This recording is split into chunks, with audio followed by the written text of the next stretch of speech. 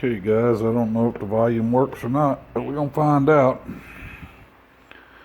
rebuilding a hydraulic floor jack,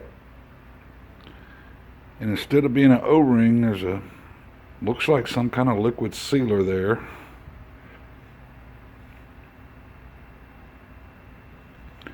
Those are the numbers on it.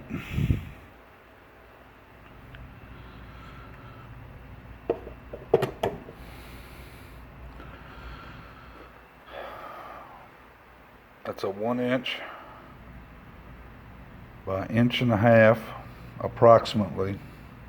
Don't know if it needs to be mic'd or what, but that's what I believe it is.